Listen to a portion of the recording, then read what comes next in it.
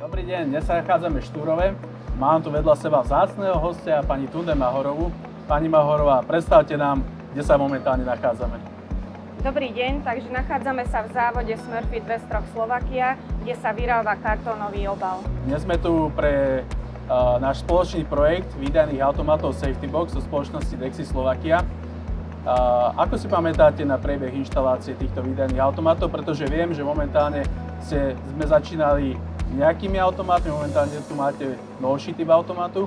Ako to celé prebiehalo? Prebiehalo to trošku náročnejšie. Zo začiatku sme sa rozhodli, že budeme dávať do safety automatu len ochranné pracovné pomôcky. Neskôr sme však zistili, že potrebujeme viac tých produktov, takže sme do toho zaviedli aj nejakú tú hygienu a tiež sme ocenili, že môžeme zaviesť aj spotrebný materiál z našej výroby, ktorý majú ľudia dostupný. A ja by som sa spýtal, koľko rokov tu už máte výdajný automat Safety Box? Tento rok to bolo presne 8 rokov. A aké sú vaše skúsenosti s používaním Safety Boxu?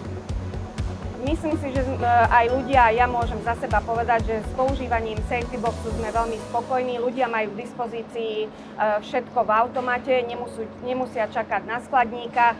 Hoci kedy aj v noci, keďže máme 24-hodinovú prevádzku, môžu si vybrať potrebné veci z automatu. Prinieslo vám aj nejaké šetrenie tento náš projekt? Prinieslo nám to šetrenie hlavne v čase a hlavne v tom, že nemusíme sledovať skladové zásoby. A čo by ste odporúčali aj iným firmám, ktoré momentálne zvažujú, že prejdú na takýto evidenčný výdaj alebo výdaj cez službu Safety Box?